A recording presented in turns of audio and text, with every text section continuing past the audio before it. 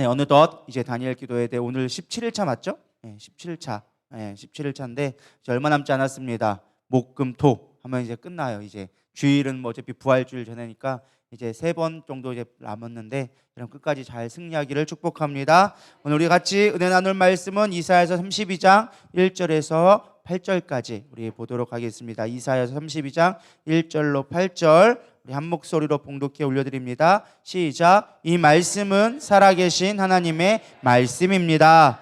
보라, 장차한 왕이 공의로 통치할 것이요 방백들이 정의로 다스릴 것이며 또 그 사람은 광풍을 피하는 곳, 폭우를 가리는 곳 같을 것이며 마른 땅이 냇물 같을 것이며 곤비한 땅의 큰 바위 그늘 같으리니 보는 자의 눈이 감기지 아니할 것이요 듣는 자가 귀를 기울일 것이며 조급한 자의 마음이 지식을 깨닫고 어눌한 자의 혀가 민첩하여 말을 분명히 할 것이라.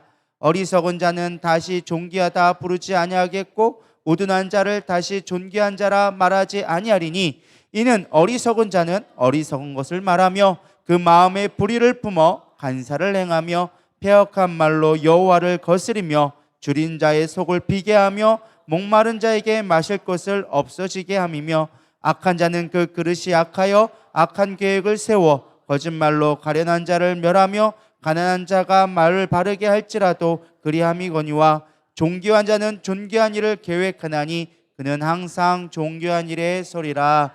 아멘. 할렐루야. 네, 오늘은 이제 마음 시리즈 마지막 제가 다니엘 기도회 이번 주는 마지막이거든요. 그래서 마지막 어떻게 마음 지킴을 끝낼까 하다가 존귀한 자는 존귀한 일을 계획하고 실천한다. 그래서 원래 옛날 게 좀 더 좋은 것 같아요. 고명한 자는 고명한 일을 생각하고 고명한 일을 세운다라는 말로 되어져 있거든요. 저는 그 말이 좀 좋은데 어쨌든 존귀한 자는 존귀한 생각을 하고 계획하고 그것을 실천한다라는 것입니다. 그거를 보면서 사실 우리가 어저께는 어떤 걸 했죠? 승리를 학습하자라는 제목으로 같이 나누었어요. 그 전까지는 우리가 어떠한 마음의 어려움들, 억울함, 뭐 혹은 마음의 허무함, 또 인간관계에서 어려움 이런 우리가 어쩔 수 없는 우리 마음에 찾아오는 어떤 영적인 것, 어떠한 또 우리 마음의 심리적인 것들을 다루었습니다. 그리고 그 다음에 나온 것들이 이제 우리의 태도에 관련된 것들을 좀 다루었어요. 태도 어떤 것들이 있었죠? 고집불통한 거, 또 어떤 거 기억하시나요? 별로 이렇게 생각들을 못 하시는 것 같은데 게으름이 있었고 또 뭐가 있었죠? 네? 가식, 우리의 위선, 우리의 이렇게 위선된 외식된 행동들에 대해서 그것이 우리의 태도다. 그것을 바꾸지 않고는 우리가 더 성공할 수 없고 하나님의 뜻 가운데 이루어질 수 없고 정말 우리가 아무리 기도한다 할지라도 그런 것들이 우리 마음 가운데 응답되지 않는다라는 거예요. 그래서 우리가 하나님 앞에 응답받는 비결은 우리가 응답받을 수 있는 준비가 되어줘야 되는 거예요. 안에 있는 걸림돌에 있는 것들을 제거하고 우리들의 태도를 바꾸고 무엇보다 마지막이 뭐였어요? 어제는 승리하는 태도를 습관을 길러야 된다. 부정에게 지지 말고 내 안에 부정적인 것을 지지 말고 내 안에 긍정의 힘을 계속 주면서 승리하는 습관들을 만들어갈 때 우리가 더 높은 곳으로 하나님의 영광을 할 수 있게 되어진다라는 것들을 나누어 보게 되어졌습니다. 이제 그것에 연결돼서 오는 승리하는 것만이 우리의 목적이 아니라 더 중요한 건 존귀한 자가 되어져서 존귀한 생각을 하고 계획하며 그곳에 세워져 있는 사람이 되는 것이 우리의 궁극적인 목적이 되리라 믿습니다. 오늘 이사야서 32장 배경은 이렇습니다. 이사야 선지자가 활동할 때 유다는 정세가 상당히 불안했습니다. 윤리와 도덕이 땅에 떨어지고 정의와 공의가 사라지게 되어졌고 이방국들에 대한 열강들의 침략이 많아지게 되어지죠. 이때 이사야가 부름을 받아서 유다에게 이제 책망하기 시작합니다. 우상 숭배를 빨리 버려라. 하나님 앞에 빨리 돌아와라. 정의와 공의를 행하라 라면서 유다 백성들에게 하나님의 말씀을 선포하죠. 근데 그들이 아무리 돌아오라고 외쳐도 유다는 말을 듣지 않게 되어집니다. 하나님을 심판을 두려워하지 않게 되어집니다. 그러자 그들 가운데는 심판이 임하게 되어지죠. 아수르라는 나라가 세워져서 이제 이스라엘을 끊임없이 공격하는 거예요. 모든 걸 다 뺏어가고 침략 가운데 있다 보니까 그들이 이제 더 이상 어쩔 수 없어서 하나님 앞에 매달리기 시작합니다. 그때 이제 이사야 선지자가 외치죠. 그래서 오늘 본문 말씀도 그러한 오실 메시아에 대한 이사야의 전체적인 내용이 다 오실 메시아에 대한 이야기를 하고 있는데 그 가운데 있는 것 중에 하나가 32장 보라 장차한 왕이 공의로 통치할 것이요 하면서 오실 메시아 우리를 회복시킬 메시아에 대한 이야기를 해주고 있습니다. 우리가 이미 구속사를 배워서 알 것입니다. 당시에 예언했던 것은 이중적인 예언을 갖고 있다. 기억하시나요? 수요일마다 했었는데 저는 또 새로운 눈치로 또 이렇게 저를 보고 계시면 다음에 또 당황스럽습니다. 어쨌든 이게 이중 예언이라고 해가지고 당시의 사람들에게 정말로 최가까이에 올 수 있는 예언을 한 거예요. 그러면서 그 안에 숨겨져 있는 앞으로 600년, 700년 뒤에 오실 메시아에 대한 이야기를 거기에 숨겨 놓았다는 것이죠. 왜냐하면 우리가 구원을 한 번부터 빵 하고 보여주면 사람들이 이해하지 못할 것 같으니까 점진적으로 이런 예표적인 모습, 샘플적인 걸 보여주면서 마지막 때 구원은 이렇게 일어날 거야, 오실 메시아는 이런 분이야라는 것들을 성경 속에서 계속적으로 보여주고 학습시킨 것이죠. 그러면서 점점점 확대시켜가면서 그들이 이해할 수 있는 수준으로 끌어올라오는 것입니다. 오늘도 마찬가지예요. 사실 이사야서 여기 있는 왕은 여기 오실 보라 장차한 왕이 공의로 통치할 것이요, 이 왕은 당시 세대 사람들은 오실 예수님에 대한 걸 생각을 하지 않았습니다. 더 큰 건 뭐예요? 당시에 있을 히스기야 왕을 이들은 오실 이 의로운 왕, 정의와 공의를 통치하실 왕으로 이해했다라는 것입니다. 실제로 히스기야는요 종교 개혁을 이루게 되어지고요, 하나님 앞에 다시 이스라엘 백성들을 회개하게 만들고 성전을 회복하는 일을 하게 되어집니다. 그리고 정말로 아수르를 물리치고 정의와 공의로 통치하기 시작합니다. 근데 히스기야 왕은 사실은 너무 잘했지만 마지막에 교만해져가지고, 어제도 얘기했지만 이제 바벨론, 신왕국인 바벨론이 막 세워놓으니까 우리가 이만큼 아수르에게서 버텨냈고 이만한 부를 축적했습니다라고 무기와 자기의 내탕으로 다 보여주죠. 결국 그것이 흠이 되어져서 바벨론에게 침공당하는 일을 겪게 되어집니다. 어쨌든 중요한 건 오실 메시아를 그려주고 있는 것이 오늘 본문 말씀이 하나예요. 보라, 우리의 공의와 통치로 다스릴 왕이 올 것이다. 그걸 예수님을 얘기하고 있는 것이죠. 오늘 저는 이 본문 말씀을 통하여져서 우리가 존귀한 자가 어떠한 자인지를 조금 생각해보고 우리가 어떻게 하면 존귀하게 살아갈 수 있는지, 우리의 마음을 어떻게 존귀한 계획을 하면서 갈 수 있는지를 조금 묵상해 보려고 합니다. 그래서 존귀한 자는 존귀한 일을 계획하다니 그는 항상 존귀한 일에 서리라.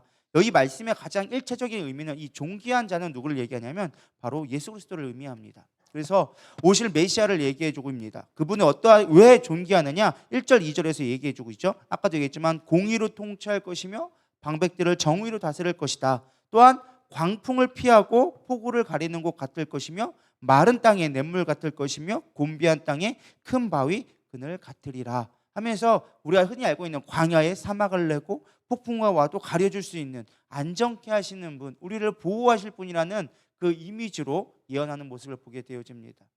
예수님이 왜 존귀한 분이냐? 우리를 구원하시고 우리를 살려주시고 우리에게 생명을 주시는 분이기 때문에 존귀하다라는 것입니다.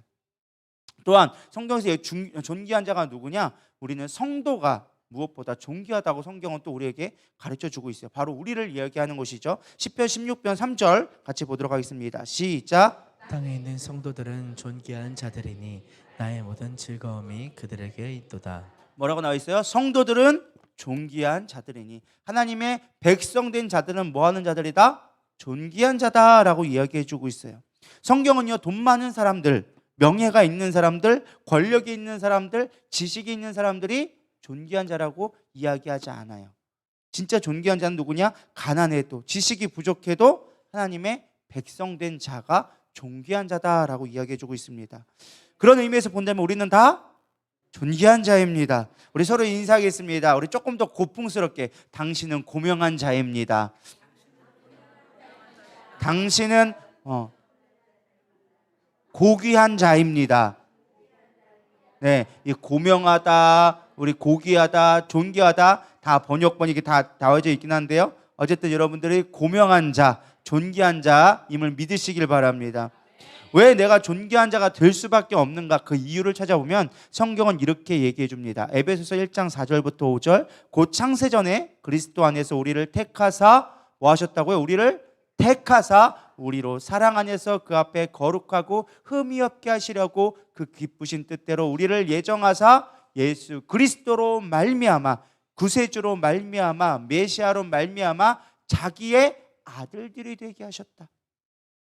왕자는요, 자기가 잘나서 존귀한 자가 된 게 아니에요.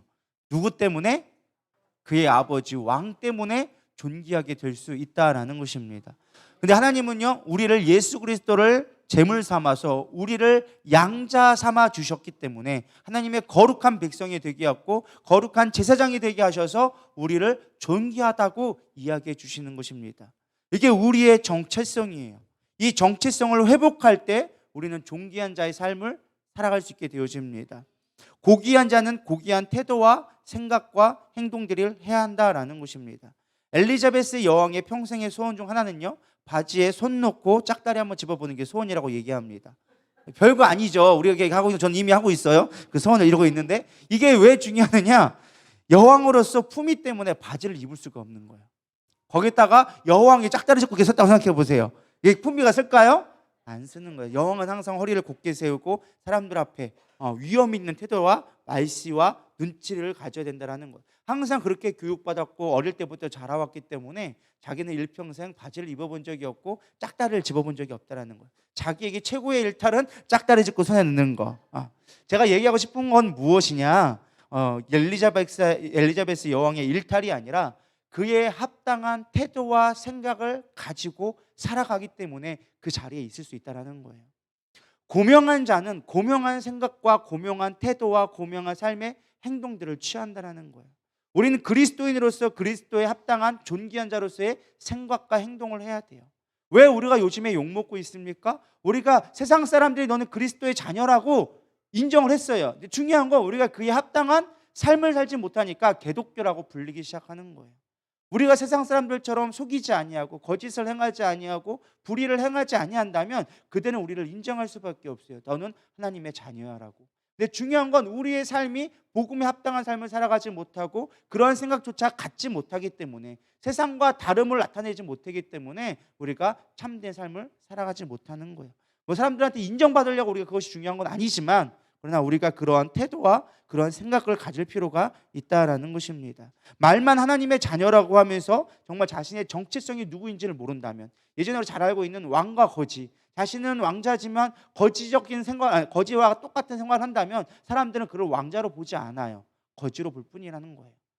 사람은 다 똑같이 태어났어요. 중요한 건 우리가 어떠한 생각과 어떠한 가치관을 갖고 살아가냐에 따라서 우리의 인생이 결정되어진다라는 것입니다. 그렇다면 우리는 어떻게 존귀한 자로서 살아갈 수 있는가를 좀 생각해 보려고 합니다. 일단은 오늘 본문에서는요, 존귀한 자와 존귀하지 않은 자를 구분하여 주서 설명해 주고 있어요.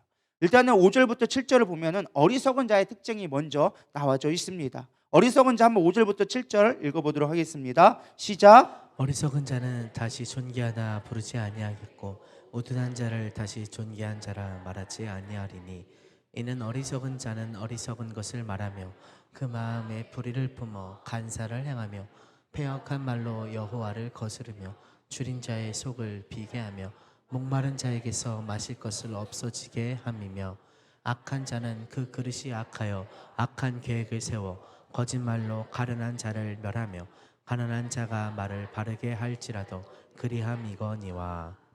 어리석은 자를 존귀하다 부르지 않고 우둔한 자를 존귀한 자라 말하지 않는다. 이게 어떤 의미냐? 사실 읽어보면 말이 안 되죠. 어리석은 자를 존귀하지 않고 우둔한 자를 존귀한 자라 말하지 않는다. 당연한 말이죠.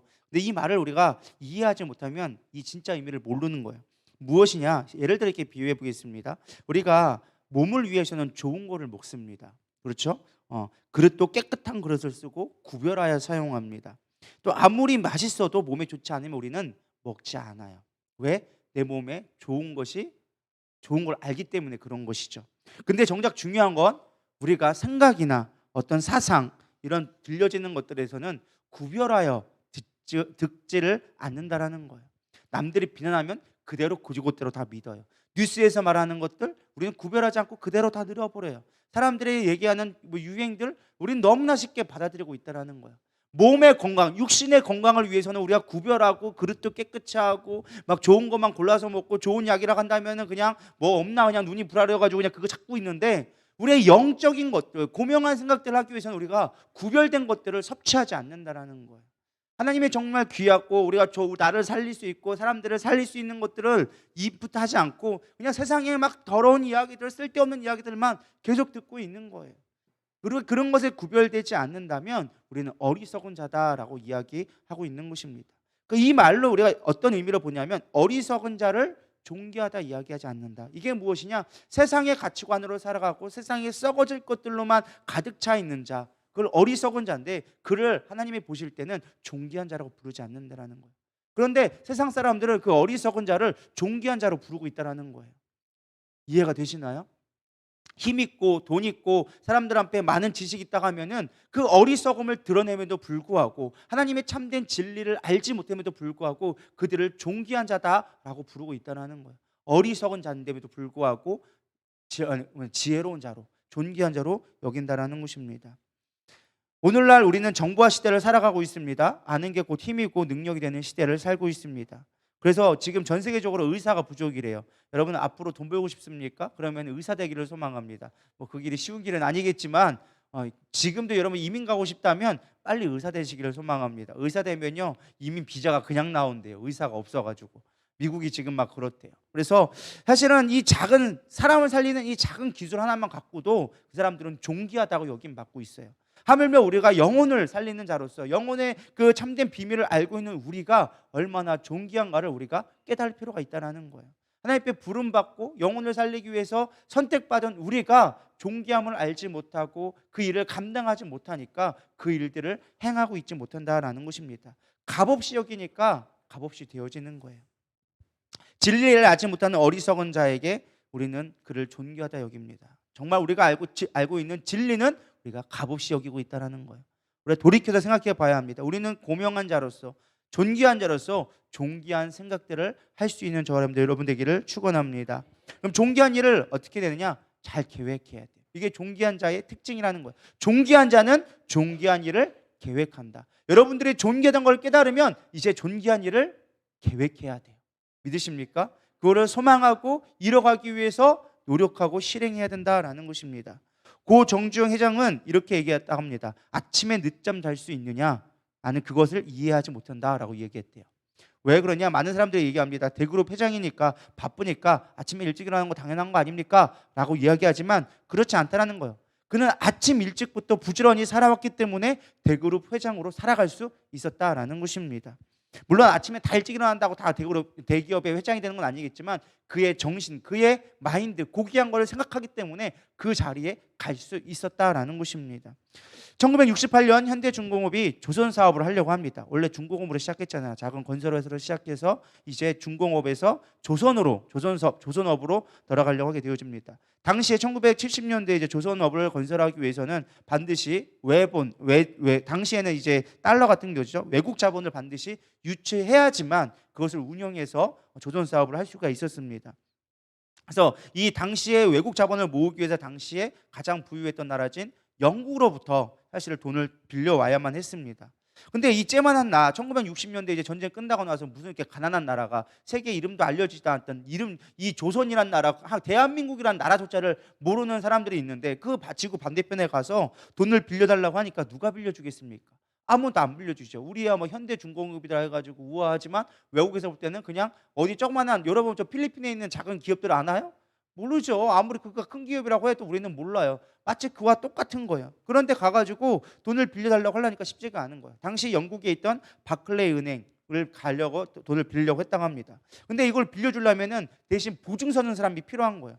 근데 그 보증선도 그냥 대나가나 보증 서준 게 아니라 영향력 있는 사람을 찾아야 되잖아요. 그래서 조선업을 컨설팅하는 애플도어라는 이 컨설팅 회사의 회장을 만나러 갑니다. 롱바턴이라는 이제 회장을 만나러 가는데 자기에게 돈을 빌려달라. 내가 조선소 사업을 하려고 하니까 글로벌 기업을 내가 키워가려고 한다. 이만한 자본을 갖고 있고 하려고 하는데 외국 유치가 필요하다. 그래서 당신이 보증을 서주고 우리가 이 은행에서 돈을 빌려서 조선 사업을 하려고 하니까 당신이 좀 보증 좀 서달라 하는데 어느 미친놈이 해주겠어요. 사실 안 그러겠어요? 아무리 와가지고 갑자기 생뚱맞게 찾아와가지고 내가 이게 한국에 이런 기업의 회장인데 와가지고 나에게 돈 빌려달라, 당신이 보증 좀 해달라, 안 빌려주죠. 내가 당신은 뭘 믿고 빌려주느냐 막 이야기를 하는데 사실 설득이 안 되는 거예요. 당신은 조선에 대한 기술이 없다. 조선소 할 수 있는 그런 기술이 없는데 그 째만한 나라에서 무슨 이렇게 큰 배를 만들 수 있겠느냐, 당신을 신뢰할 수 없다라고 얘기하니까 그때 정주영 회장이 갑자기 떠오른 게 뭐냐, 지갑에서 당시에 500원짜리 지폐를 꺼내게 되어집니다. 당시에는 동전이 아니라 지폐가 있었죠. 거기에는 뭐가 그려져 있었을까요? 거북선. 거북선을 딱 꺼내면서 얘기한 겁니다. 이게 우리나라 지폐다. 근데 아느냐? 너 이순신 들어봤느냐? 우리나라는 1500년 전에 이미 철갑선을 만든 우린 조선업의 나라였다. 네가 몰라서 그렇지 우린 이미 1500년 전에 철갑선을 만든 세계적인 배를 만든 나라다. 지금 우리나라가 경제적 위기 때문에 아직 발전을 못해서 그렇지 산업화가 될 때서 그렇지 우리나라는 이미 엄청난 잠재력을 갖고 있다. 그것을 믿고 좀 해봐라 라고 얘기하니까 그것에 설득되어져서 말도 안 되는 이 이야기에 500원짜리 지폐 때문에 설득되어져서 이 롱바텀이라는 이 정주영 회장을 보고 당신이 그렇게 자부한다면 당신을 보고 내가 서주겠다. 그래서 은행에다가 그 추천서를 써주고 거기서 4,300만 달러, 그 당시 1960년도에 무려 510억에 해당하는 돈, 어마어마한 거죠. 당시에 1억만 해도 어마어마한 뭐 건물 막 큰 빌딩 할 수 있는 돈이었어요. 당시에 4,300억을 달러를 빌려올 수 있게 되었다라는 거예요. 그래서 지금의 현대그룹이 될 수 있었다라고 이야기합니다. 그러면서 그가 얘기한 게 고명한 자는 고명한 생각을 한다는 거야. 그러면서 그가 했던 또 하나 일화 중에 하나가 무엇이냐면 가난한 시절에 인천 부둣가에서 열심히 일했대요. 근데 이 노동자에게 워낙 가난하다 보니까 노동 합숙자들 당시 1960년대, 50년대, 60년대니까 얼마나 빈곤했어요. 그 노동 합숙자들 있다 보니까 하루 종일 힘들게 일을 하고서는 숙소에 가서 자려고 하는데 이놈의 벼룩이 너무 막 물어뜯어가지고 온몸이 그냥 벌집이 되는 거예요. 그래서 잠을 잘 수가 없어가지고 어떻게 했냐면 판자떼기를 주워다가 침대를 만들었대요. 이게 바닥에 있으니까 맨날 벼룩이 물어뜯으니까 안 되겠다. 내가 좀 땅에서 떨어져가지고 자겠다. 그래서 침대를 만들어가지고 합판 떼기 위해서 자기 시작했는데 이것들이 그거를 타고 올라와가지고 또 물더라는 거예요. 아, 저 안 되겠다. 도저히 안 되겠다 싶어가지고 벼룩이 차마 물을 싫어하니까 그러면 내 주변에다가 이렇게 물바구니를 다 떠나가지고 침대 위에 뺑 둘러가지고 사면에 다 돌려가지고 얘가 물을 못 건너오게끔 이렇게 만들었다는 거예요. 세숫대를 다 만들었더니. 근데 그래도 불구하고 다음날 됐더니 또 다 물렸다라는 거예요. 그래서 어떻게 얘가 물었나? 이 물은 분명히 건너온 흔적 없는데 어떻게 했나 봤더니 얘들이 천장 벽을 타고 와가지고 위에서 떠내렸다는 거예요. 그래가지고 그때 깨달았다는 거예요. 야, 하물며 이 별거 아닌 벼룩도 지 먹고 살기 위해서 이렇게 치열하게 살아가는데 내가 과연 우리가 이 조물주의는 하나님 우리 이 인간이 되어진 우리가 얼마 못할 것이 무엇이 있겠느냐. 벼룩도 이 천장을 타고 와가지고 피 빨아먹겠다고 오는데 하물며 인간이 못하겠느냐. 우리가 최선을 다하면 못할 것이 없다. 그러면서 그의 평생에 했던 잔소리가 무엇이냐. 야, 벼룩도 먹고 살기 위해서 이렇게 수단 방법 가리지 않는데 인간이 이렇게 무력할 수 있느냐. 그러면서 끊임없이 얘기한 게 이 빈대만도 못한 놈아, 빈대만도 못한 놈아, 빈대만 같아라, 빈대만 같아라는 말을 끊임없이 했다라는 거예요. 직원들에게. 그게 욕인지 모르겠지만 뼈 있는 말이죠. 빈대도 먹고 살려고 그렇게 열심히 하는데 니들은 뭐 하는데 이 인간이 돼가지고 이 일을 하면서 고귀한 일을 하면서 그거 못하느냐고 했다라는 것입니다. 어리석은 자는 어리석은 것밖에 할 수 없는 거예요. 우리는 존귀한 자예요. 여러분 그걸 믿으시고 존귀한 일을 꿈꾸며 나가기를 소망합니다. 안 된다고 하는 사람들은 안 되는 거예요. 왜? 어리석은 자기 때문에 어리석은 것만 하는 거예요. 그러나 존귀한 자는 되는 것만 생각하는 거예요. 존귀한 일을 계획하고 꿈꾸고 소망하고 나가는 거다라는 것입니다. 그렇다면 중요한 건 존귀한 일이 무엇인가? 이게 중요한 거예요. 존귀한 생각을 해야지. 근데 뭔 일인 줄 알아야 우리가 생각을 할 거 아니겠습니까? 존귀하다라는 말은 나다브라는 말을 썼어요. 이것은 자원하여 베푸는 것을 나다브라는 말로 해줬어요.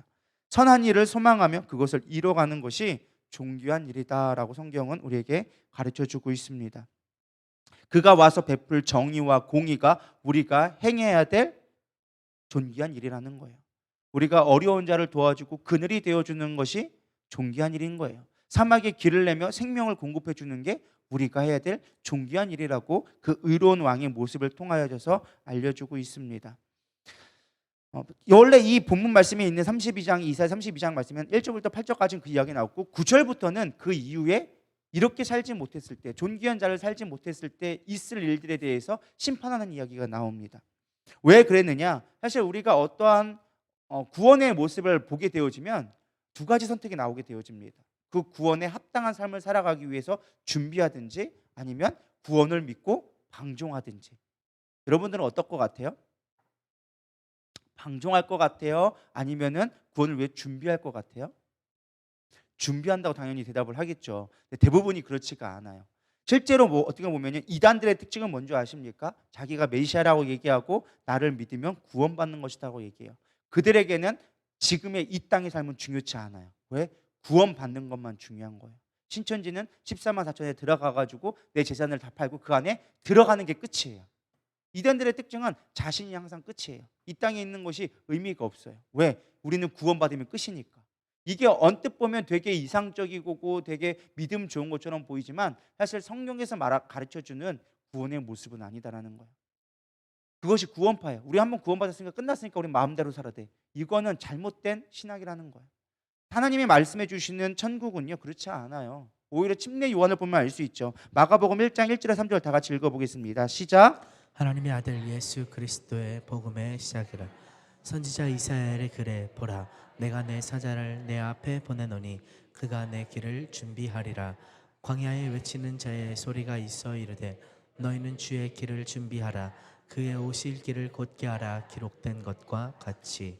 침례 요한을 보고 이렇게 묘사한 글이에요. 광야에 외치는 자로서 주의 길을 준비하고 그 길을 곧게 만드는 일을 하는 것이 앞에 선지자 오실 메시아를 준비할 자로서의 모습을 얘기하는 거예요. 복음의 시작이라 오실 메시아가 올 때 너희들은 이렇게 살아가야 돼라는 말이 여기 함축되어져 있는 거예요. 우리가 정말 구원받았다고 끝이 아니라는 거예요. 그걸 뭐예요? 우리가 이 땅에서의 삶이 비록 광야와 같은 삶이지만 치열한 삶이지만 주님이 오시기 위해 우리는 그 길을 곧게 만들고 광야에 외치는 자로 소리로 살아가는 것이 존귀한 자의 모습이다라고 성경은 가르쳐주고 있다라는 것입니다. 그저 이 땅 어떻게 살아가게 될지 주님 빨리만 오세요라고 얘기하는 것은 우리에게 주어진 사명을 게을리하는 거예요. 헛된 이된 사상에 빠지기에 딱 좋은 거예요. 침례요한은 오실 메시아를 준비하면서 가장 존귀한 일, 오실 메시아를 위해 준비한 일에 힘썼다라는 것입니다. 사실 우리는 많이 착각합니다. 존귀한 일 하면 나의 자아 실현을 위해서 우리는 애쓰고 노력할 때가 많습니다. 나의 꿈을 이루는 것이 존귀하게 되는 거라고 생각합니다. 그건 육신의 매인 거예요. 우리는 오실 메시아를 준비하는 것이 우리가 존귀하게 살아갈 수 있는 길이다라는 것입니다. 요한복음 6장 38절은 얘기합니다. 내가 하늘에서 내려온 것은 내 땅을 행하려 하며 내 뜻을 행하려 함이 아니요 나를 보내신 이의 뜻을 행하려 함이라. 내 뜻을 이루는 것이 아니라 나를 보내신 이의 뜻을 행하는 것이다 라고 예수님은 이야기해 주고 있어요. 그러면서 예수님이 마지막 올라가시면서 우리에게도 똑같은 말을 해주십니다. 내가 진실로 진실로 너희에게 이르노니 나를 믿는 자는 내가 하는 일도 그도 할 것이요 또한 그보다 큰 일도 하리니 이는 내가 아버지께로 감이라. 예수님의 사명 완수하시고 그 보내신 이의 뜻을 온전히 이루신 다음에 우리에게 주신 명령이 무엇이냐? 내가 했던 것처럼 너희들도 이제 그 보내신 이의 뜻을 살 때 너희들은 존귀한 자가 되어지는 거야. 너희들은 영광받게 영광받게 되어지는 거야. 그것이 너희들 이 땅에서 아름다워지고 고귀해지는 거야 라고 우리에게 가르쳐주고 있습니다. 사실 그 길이 쉬운 길은 아니에요. 광야와 같은 삶이에요. 사도 베드로는요 이 비밀을 어디서 발견해야 됩니까? 예루살렘 감옥에서 발견하게 되어집니다. 바울은요 빌립보 감옥에서 그 감옥 속에 매를 받고 힘들었지만 하나님이 주신 평안으로 그 고생한 길을 가게 되어집니다. 믿음의 사람 사드락과 메삭과 아벤느고는요 풀무불에 가서 하나님의 보호하심을 경험하게 되어지고요. 다니엘은 사자굴수기를 경험하게 되어지고요. 사도 요한은 밤보섬에서 어려운 가운데 있었지만 그 가운데서 주의 복음을 증거하기 위해 힘썼다라는 것입니다. 할렐루야. 그것이 고귀한 일이고 존귀한 자가 계획하고 꿈꾸는 일이 되어져야 한다는 것입니다. 여기서 중요한 공통점은 뭐예요? 세상이 이들을 감당하지 못했다라는 것입니다. 하나님이 주신 일들을 감당하기 위해서 왜? 그분이 존귀하니까 그분을 따라가는 것이 존귀한 자로서 살아가는 것이기 때문에 그들은 환경에 영향받지 않았다라는 것입니다. 저는 이 말씀을 준비하면서 이런 생각이 들었어요. 문득 배우가 떠올랐어요. 배우가 영화를 촬영한다고 생각해 보시기 바랍니다. 배우가 여기가 지금 막 진흙판에 더럽고 산골짜기 힘들다고 배우가 거기 안 갑니까? 가가지고 거기서 힘들다고 나 못하겠다고 더러워서 못하겠다고 그러나요? 안 그래요. 감독이 원하는 대로 그대로 행합니다. 왜? 감독이 원하는 대로 내가 따라서 그 진흙탕이라 할지라도 굴르고 거기서 열심히 감독이 원하는 것을 이루어냈을 때 그 영화가 완성되어지면 결국 그 영광을 내가 받게 될 것을 알기 때문에 절대 배우들은 그것이 어떤 길이든 어디든 불평하지 않고 그 길에 가요. 아무리 더워도 아무리 추워도 아무리 더러워도 그 길을 간다라는 거예요. 왜? 배우니까. 우리는 하나님이 우리의 인생이란 이 땅 가운데 우리를 주인공으로 불러주셨어요. 태초부터 책정해 주셨어요. 내 인생을 하나님이 만들어주신 무대 가운데 있는 거예요. 라멘들이 없으시네. 전 이걸 생각하면 엄청난 감동을 받았는데, 그래, 내 인생은 무대야. 아무리 이 땅이 더럽고 아무리 여기가 힘들고 어려워도 이거는 주인공이 빛나기 위한 소품일 뿐이야. 별로 감동들이 없으셔. 이렇게 감동이 없으시면 인생이 힘든데 감동들을 해보시기 바랍니다. 멋있지 않나요? 내 인생의 주인공은 나야. 근데 하나님, 이 모든 것 고난조차도, 이 드라마는요, 영화는요, 고난이 없으면 드라마는, 영화는 재미가 1도 없어요. 멜로드라마 아닌 이상은 멜로드라마도 이게 위기가 이게 기승전결이 있어. 인생의 내 고난은요, 내가 가장 빛날 수 있게끔 하나님이 만들어주신 무대일 뿐이라는 거야.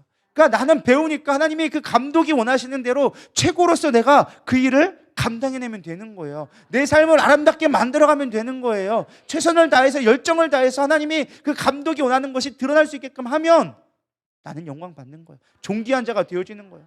영화 배우들, 그것도 별것도 아닌데도 불구하고 그 작품이 있는 거 보고 거기 있는 걸 표현하는 것만으로도 얼마나 많은 영화와 부귀와 사람들한테 존경을 받게 되어집니까? 그냥 대본 하나 따라가고 감독해라는 거 하고 그 고생 가운데 몇 개월 동안 촬영한 거 그거 하나 가지고 엄청난 스타로 전 세계적으로 돌아다니잖아요. 하물며 온 우주를 창조하시고 이 무대를 준비해 주신 주님이 우리의 감독되어 주신다 한다면, 여러분, 못할 게 뭐가 있겠습니까? 우리 인생이 보장되어져 있다는데. 여러분, 존귀한 자는 이런 생각을 하는 자가 존귀한 자예요. 할렐루야. 얼마나 스케일이 좀 커요. 하나님의 무대를 만들어 놓으셨다. 이 정도로 봐야지 적어도. 그래야 커지지 않을까 생각되어집니다. 사실 저는 제 꿈이 그거였어요. 뭐 뒤에서 얘기할 건데, 제 꿈이 원래는 좀 편안하게 목회를 하고 싶은 거였어요. 즐겁고 행복하고 편안하게 그냥 우선도선 잘 먹고 잘 사는 게 저의 목회의 꿈이었어요. 근데 어느 순간 제가 그것이 참 나의 교만이다라는 생각을 깨닫게 되어졌어요. 제가 이 무대를 준비하고 하나님의 무대 가운데 내가 있다고 한다면, 내가 편안하고 나는 좋은 배경에서 저기 푸른 언덕에서 저 푸른 초원에서 그림 같은 집을 짓고 있고 싶어요 한다면, 더 이상 나는 배우로서의 생명은 끝난 거예요. 그렇지 않겠어요? 배우에게 가장 중요한 한계가 뭔지 아세요? 이미지가 정해져 있는 사람. 만약에 악역이면, 악역으로 한번 끝나면 그 사람은 악역이 아닌 영화에는 나올 수가 없는 거야. 그러니까 배우들은 끊임없이 자기를 변신시키기 위해서, 다른 사람이 되기 위해서 일부러 그걸 도전해보고, 악역도 해보고, 뭐 좋은 역할도 해보고, 거짓도 해보고, 왕도 해보고, 변화를 주는 거예요. 왜? 내가 그거에 맞게끔 쓰임받기 위해서.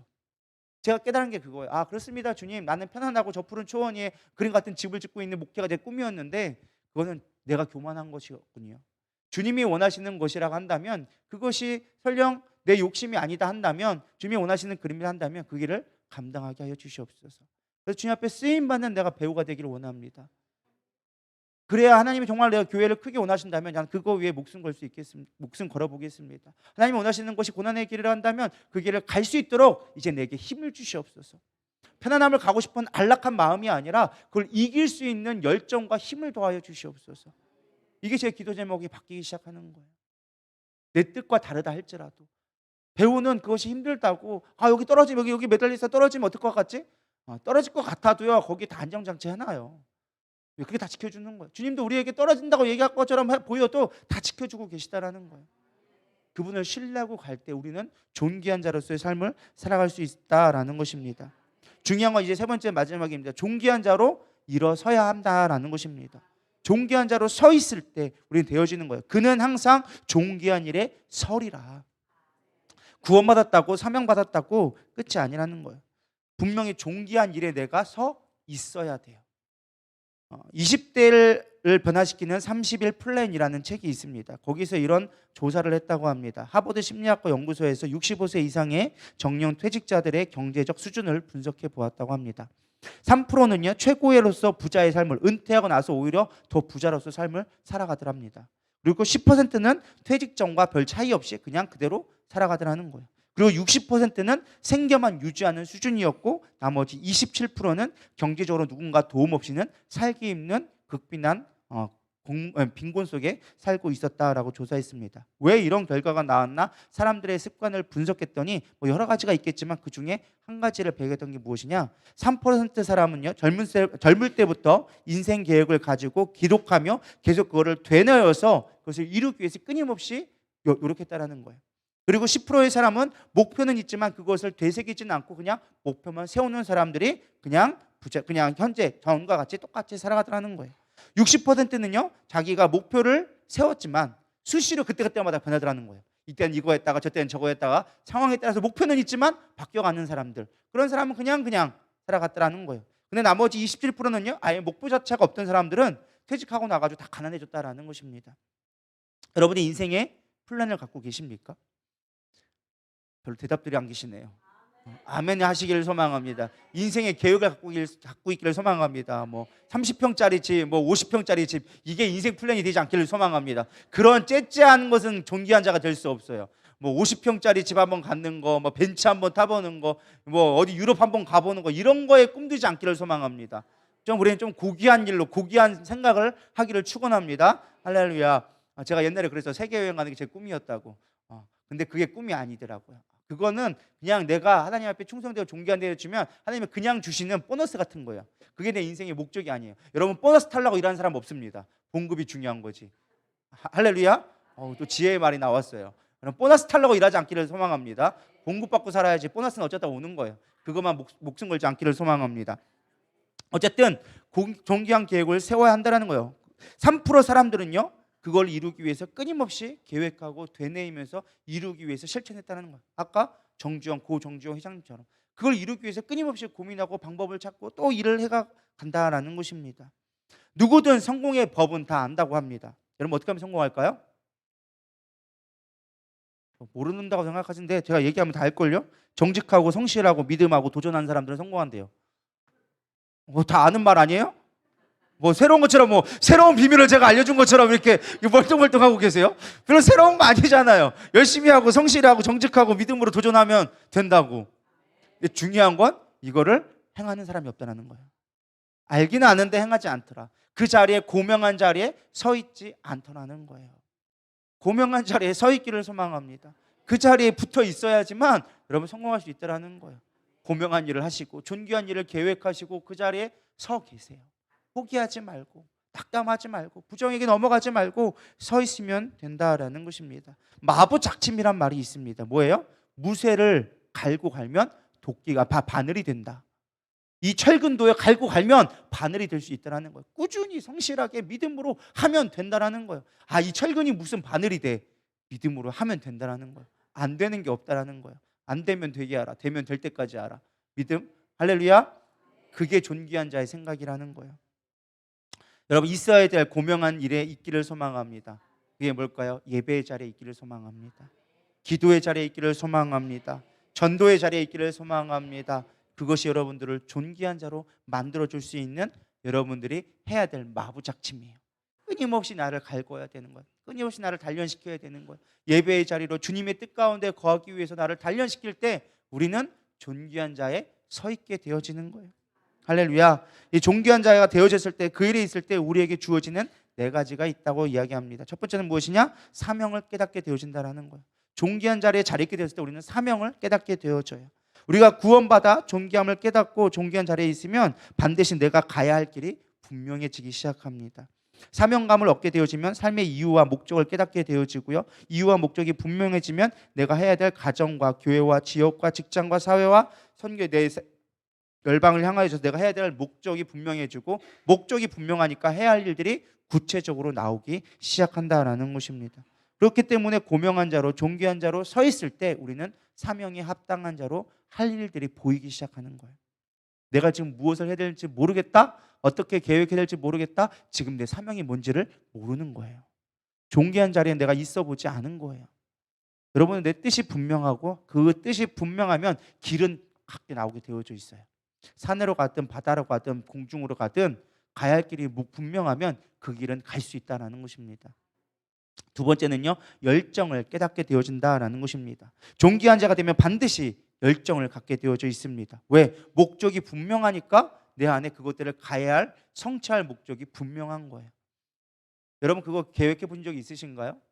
예를 들어서 여러분들이 어디에 외국에 여행을 가기로 작정했다 생각해 보시기 바랍니다. 맨날 상상하는 사람들은 절대 못 가요. 그걸 위해서 적금을 들어놓고 비행기표를 이미 끊어놓은 사람은 반드시 가게 됩니다. 이해가 되시죠? 상상하고 유럽 내가 가야지, 맨날 홈쇼핑 보면서 좋겠다, 저기 언젠가 가야지 꿈만 꾸는 사람들은 절대 못 가요. 하는 사람은 뭐예요? 일단 질르고 보는 사람들, 카드 일단 긁어놔. 그런 사람 일단 어쨌든 갔다 와. 그 뒤에 내가 개고생을 할지라도 카드값을 갚느냐고 헐떡일지라도 일은 이루어진다라는 거예요. 어떤 사람이 성공한 사람일까요? 꿈만 꾸면서 TV 보면서 아우 좋겠다. 내가 저 스위스에 저기 캐른 한번 가봐야 되는데 뭐 이런 거 목표 평생 가도 못 가요. 일단 진려고 보는 사람이 가는 거예요. 그러면요, 그거 질르면 하기 위해서 계획이 세워져요. 지금 내가 380만 원이 필요한데 이걸 누구한테 빌리고 어디서 얼마큼 하고 내가 알바를 몇 개를 해야 되고 이런 계획들이 나오기 시작한다라는 거예요. 이해가 되죠? 우리가 꿈만 꾸고 있으면 계획이 안 나와요. 절대. 아, 나 가고 싶다. 끝. 끝. 그걸로 끝이야. 아름다워. 갔다 온 사람 부러워하면서 부러워. 저 사람은 뭐길래 이렇게 갔다 오나? 질르는 사람이 갔다 오는 거예요. 별거 없어요. 그냥. 근데 질러본 사람들은 내가 얼마큼 필요하고 재정이 필요하면은 내 계획이 생기기 시작하는 거예요. 이렇게 해서 벌어야 되고 이렇게 벌어야 되고 언제까지 벌어야 되고 그럼 내가 어떻게 해야 되고 이걸 이루기 위해서 내가 뭘 해야겠다라는 계획이 세워지니까 행할 수 있는 일이 되어지는 거예요. 내가 잠을 줄여야지. 내가 뭐를 해야지. 방법이 생기기 시작한다라는 거예요. 근데 우리는 막연하게 꿈만 가지고 있으니까 되지 않는 거예요. 분명한 고명한 자는 고명한 일을 계획하고 그 일을 이루기 위해서 구체적인 계획이 나온다라는 거예요. 그러니까 열정 있게 되어지는 거예요. 삶의 의욕이 생기기 시작하는 거예요. 내가 다음에 꼭 가야지. 이러면서 며칠 있으면 간다. 며칠 있으면 간다. 희망이 부풀게 되어지죠. 물론 갔다 와서 힘든 건 사실이겠지만 그래도 갔다 왔다는 흔적이 있잖아요. 흔적. 할렐루야. 별로 감동들이 없으신데 어쨌든 그냥 비유를 하자니까 제가 예를 그냥 여행으로 비유를 든 것뿐이에요. 꼭 여행 가라는 말이에요. 카드 긁으라는 소리가 아니고 우리가 목적과 분명한 비전이 있고 그 고명한 것 뜻이 존귀한 뜻이 정해지면 그 일을 하기 위한 열정들과 계획들이 나오게 되어진다라는 것입니다. 셋째는요, 고난이 있음을 깨달아야 돼요.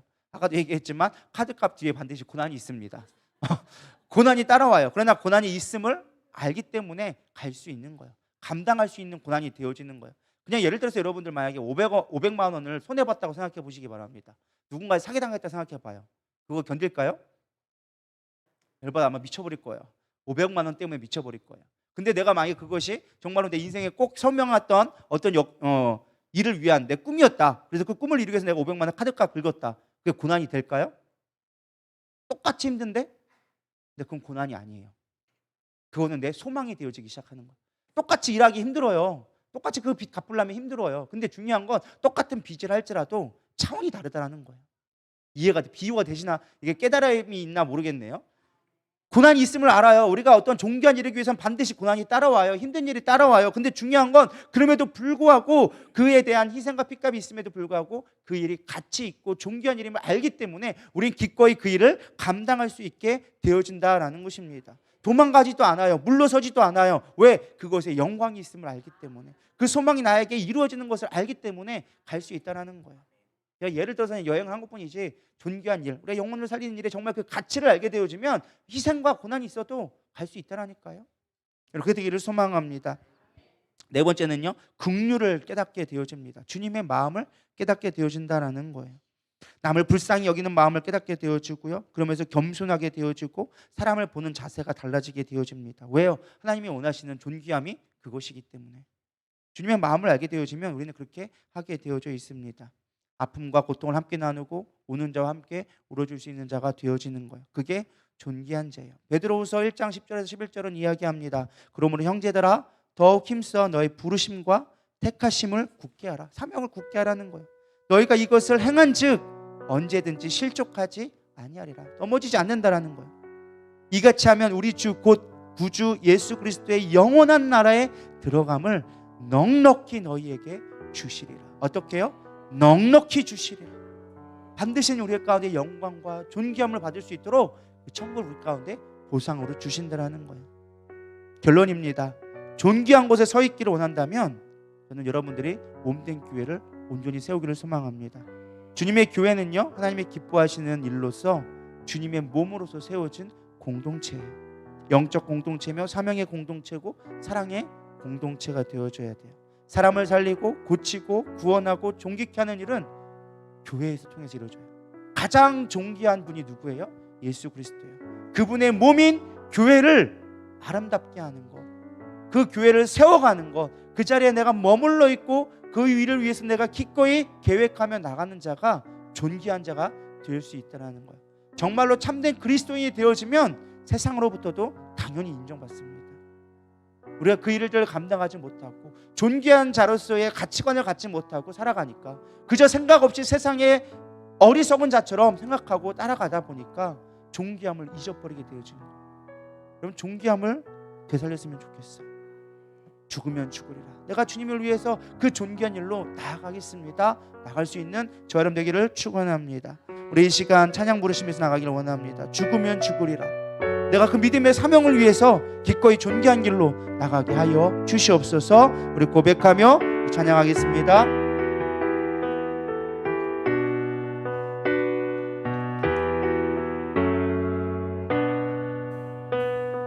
주를 위해 살아가는 것 쉽지만은 않아요. 나의 욕심 부와 명예 내려놓아야 하죠. 하지만 걱정하지 마요. 나를 드리는 순간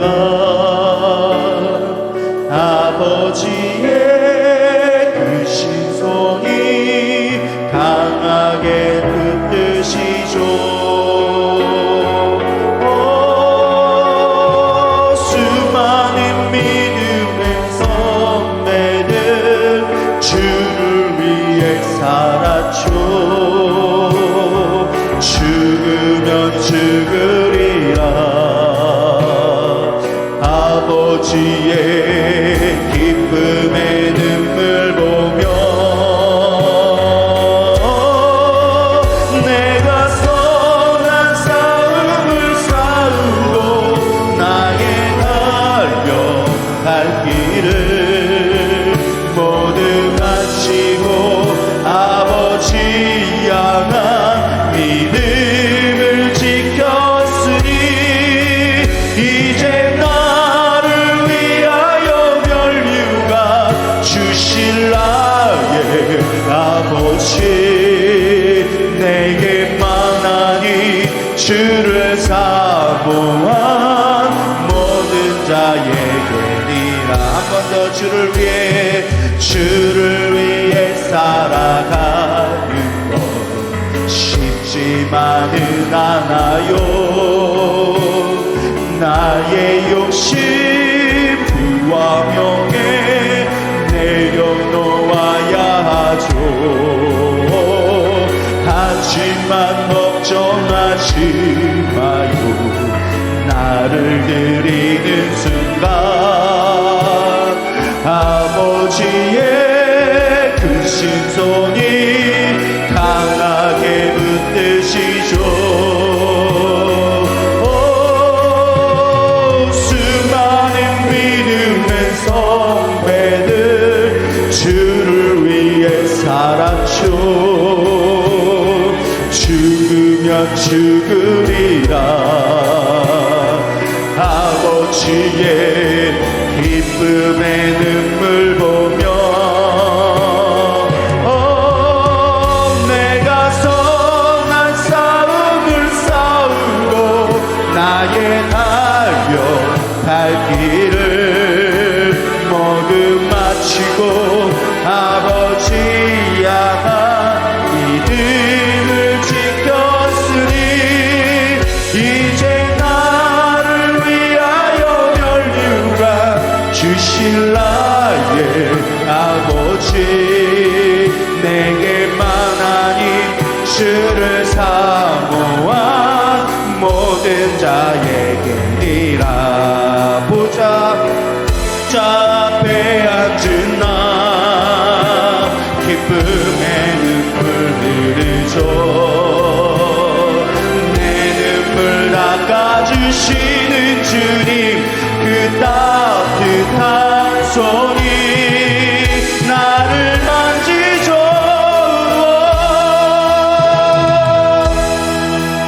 내가 선한 싸움을 싸우고 나의 달려갈 길을 모두 마치고 아버지 향한 믿음을 지켰으니 이제 나를 위하여 멸류관 주실 나의 아버지 내게만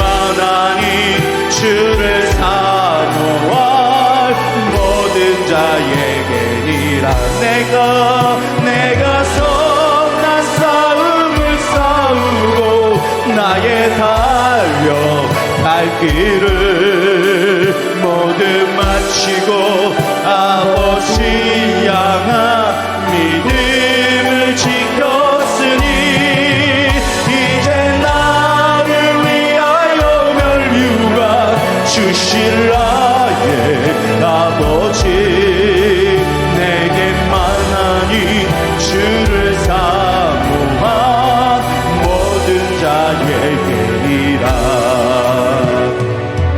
여러분, 그렇습니다. 존귀한 자는 존귀한 일을 계획하고 그 일에 반드시 서 있는다고 얘기하고 있습니다.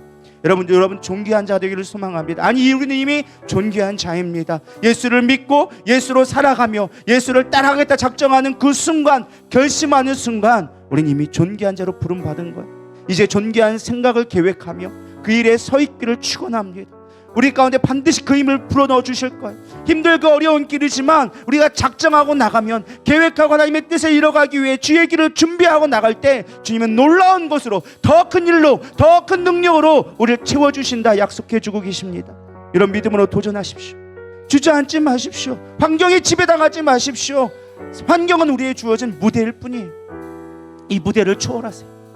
하나님이 나에게 맡겨주신 그 미션을 나아가세요. 그 일을 온전하게 완수하세요. 그럼 하나님의 놀라운 그 나라에서 여러분을 가장 존귀한 자로, 가장 고귀한 자로, 가장 존경받는 자로 서게 되리라 믿습니다. 우리가 바라봐야 될 건 멸류관 바라보고 가는 거, 하늘의 상급 바라보고 살아가는 거. 배우는 더러운 것을 탓하지 않습니다. 오히려 그럴수록 더 자신이 존귀하게 된다는 걸 깨달아요. 그렇기 때문에 더 목숨 걸고 하게 되어집니다. 믿음으로 도전하기를 소망합니다. 여러분 맡겨주신 사명, 맡겨주신 비전 보면서 기꺼이 그 일을 연구하며 고민하며 주의 일을 찾아가시기를 소망합니다.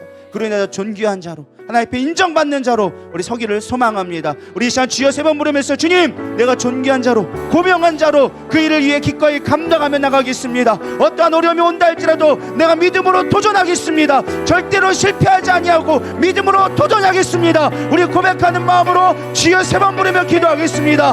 주여, 주여, 주여. 하나님이 와이칸 들수로 위끌어왔고, 하나님, 내가 나의 평안함을 내려놓기를 원합니다. 나의 부와 명예를 내려놓고 하나님이 원하시는 그 길로 나가게 하여 주시옵소서. 나의 편안한 목회가 아니라 아버지가 원하는 목회를 하게 하여 주시옵소서. 아버지가 뜻하는 모습 가운데 내가 서 있기를 원하나이다.